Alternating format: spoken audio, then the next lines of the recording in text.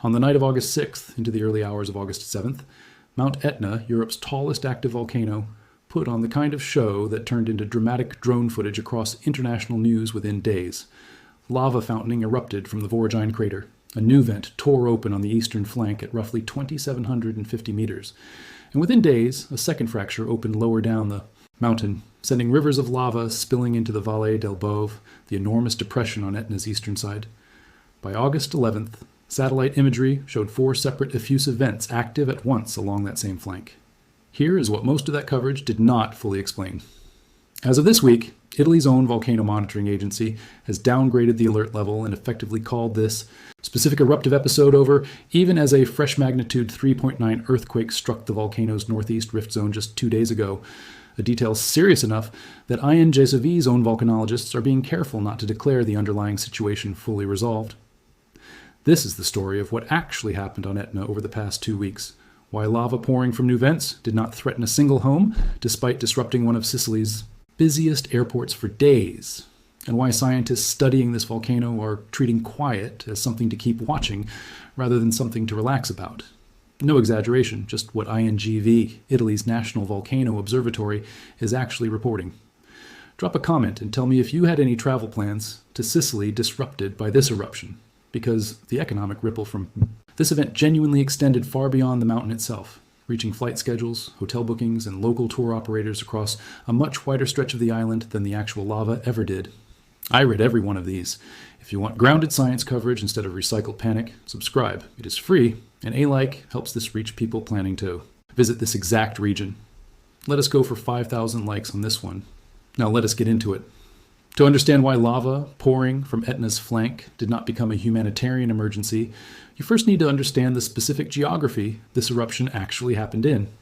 Etna stands roughly 3,400 meters tall on Sicily's eastern coast, and it is considered one of the most continuously active volcanoes on the planet, with a documented eruptive history stretching back to a large Plinian eruption in 122 BC, and including a devastating 1669 flank eruption that destroyed 15 villages and part of the city of Catania itself.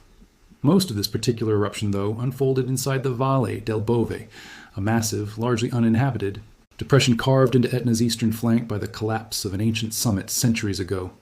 That geography matters enormously because it functions almost like a natural containment basin, channeling lava flows away from populated towns and toward empty terrain rather than directly toward the communities that ring much of the rest of the volcano. Local observers, tracking the eruptio, were explicit about this distinction throughout, describing lava as actively flowing but with no reported threat to populated areas, specifically because of where on the mountain it was happening. That is a meaningfully different situation than Etna's own 1669 eruption, when lava flows reached far enough down the mountain's southern flank to overrun populated ground directly. A reminder that not every eruption on this volcano carries the same geographic risk profile even when the underlying volcanic activity looks comparably dramatic on camera. The sequence of events over those first several days moved quickly and at points genuinely intensified rather than settling down. Strombolian activity at the Voragine crater began building around 9:30 in the evening on August 6th, with volcanic tremor, spiking sharply and evolving into sustained lava fountaining that ran at high intensity for roughly 3 hours overnight.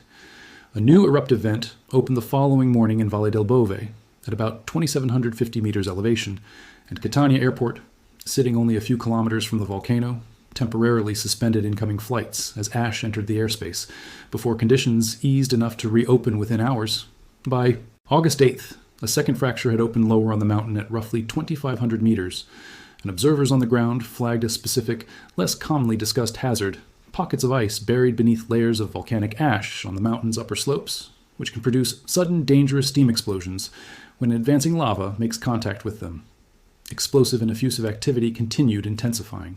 Through August 10th, with ash drifting as far south as near the Libyan coast and Catania Airport suspending arrivals again for several hours, before satellite imagery on August 11th confirmed 4 separate effusive vents active simultaneously along the mountain's eastern flank. The disruption to daily life and travel across the region during this stretch was genuinely significant, even without a single reported casualty. Catania Airport closed entirely on August 7th, briefly reopened once the aviation alert level dropped from red to orange, then closed again days later once activity intensified and pushed the alert code back to red. Reporting citing the airport operator indicated arrivals and departures remained suspended until the early hours of August 15th, with roughly 1,350 flights affected over the course of the eruption, forcing diversions to airports in Lamezia Terme, Palermo, Trapani, and Comiso. Hotels and accommodations along Sicily's east coast saw a wave of cancellations during the same stretch, even as, somewhat counterintuitively, bookings for guided volcano excursions to view the eruption safely from a distance reportedly increased, with local tour operators reporting some of their strongest demand of the entire summer season arriving at almost the exact moment regular tourism to the area was taking its biggest hit. Here is where the story becomes genuinely more nuanced than a simple beginning-to-end eruption narrative. By the morning of August 12th, INGV's own monitoring showed both lava effusion and ash emission S had decreased significantly, even though volcanic tremor remained elevated. A signal, scientists specifically noted, as indicating the volcano was still active underground, even as the visible surface activity eased. That pattern of declining surface activity alongside persistently high tremor continued through the following days, with lava flow fronts advancing more slowly and eventually beginning to cool. By August 16th, INGV's official press release described the emergency red level phase as over and downgraded the alert accordingly, with the volcanologists behind that assessment reportedly expressing little doubt that this specific eruptive episode, the one that began at dawn on August 6th, had genuinely concluded. That is not quite the end of the story, though, and it is worth understanding exactly why scientists are still watching closely. On August 15th, a shallow magnitude 3.9 earthquake struck at just over a kilometer of depth beneath Etna's northeast rift zone, roughly 2.8 kilometers north of Piano. Pernicana, and observers tracking the volcano, noted this quake could plausibly connect to deeper magma movement, potentially signaling activation of that specific rift zone rather than simply representing an unrelated ordinary earthquake. One longtime observer of the mountain summarized the underlying uncertainty about as plainly as it can be put, describing Etna as never truly over, not even when it appears to be over, a fitting characterization for a volcano this consistently active. That is precisely the same broader lesson volcanologists studying active systems worldwide keep returning to, that a declared end to one specific eruptive episode describes what already happened, not a guarantee about what happens next on a mountain this seismically and volcanically active. It is a pattern worth recognizing beyond Etna specifically, since active volcanoes around the world regularly cycle between visible, eruptive episodes and quieter periods that still carry real underlying activity, and treating any single pause as a final conclusion tends to undersell just how continuously these systems keep moving beneath the surface. It is worth noting that this was not even Etna's first eruption of the year. On January 1st, 2026, the volcano entered a separate eruptive phase, with lava again emerging from a fissure vent in the Valle del Bove, and INGV confirmed at the time that no residential areas faced immediate risk and no infrastructure damage occurred, a strikingly similar outcome to what has just played out again in August. Taken together, those two episodes reflect the genuinely routine rhythm of a volcano that erupts far more often than most people realize, precisely because so much of that activity plays out in the same uninhabited eastern depression rather than threatening the towns and vineyards that ring the rest of the mountain. So what does all of this actually mean if you live near Etna or are planning to travel to Sicily in the months ahead? The practical lesson is that Etna's eruptions, even genuinely dramatic ones, producing 4 simultaneous lava vents in international news coverage, do not automatically translate into danger for residents or visitors, given how consistently lava from this specific volcano flows into unpopulated terrain rather than toward Town S. If you are planning travel through Catania, specifically, check directly with your airline and the airport operator before departure, since aviation alert levels can shift quickly based on ash conditions, even when ground. Level risk to people remains low, and consider that a guided volcano excursion run by operators with direct access to real-time monitoring data is often a genuinely safe and rewarding way to witness this kind of activity, rather than something to avoid entirely out of caution. The honest, grounded summary is this. Mount Etna's latest eruption began on August 6th, with lava fountaining at the Voragine crater, eventually producing 4 simultaneous effusive vents along the eastern flank and disrupting Catania Airport for over a week, affecting roughly 1,350 flights, without threatening any populated area, since nearly all of the lava flowed into the uninhabited Valle del Bove.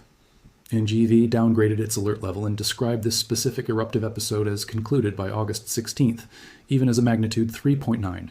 Earthquake beneath the volcano's northeast rift zone just 1 day earlier kept scientists watching for any sign the underlying magmatic system might be shifting toward a new area of the mountain. This was also not an isolated event, following a similarly contained eruption in the same valley back on New Year's Day. We are going to keep tracking Etna the way we tracked it today, straight from INGV's own daily bulletins and the volcanologists actually monitoring this mountain in real time, not recycled headlines. Subscribe so you do NT miss it if that northeast rift zone activity develops into something more significant, because based on how active this particular volcano has already been this year, another episode is very likely only a matter of time. And leave that comment below.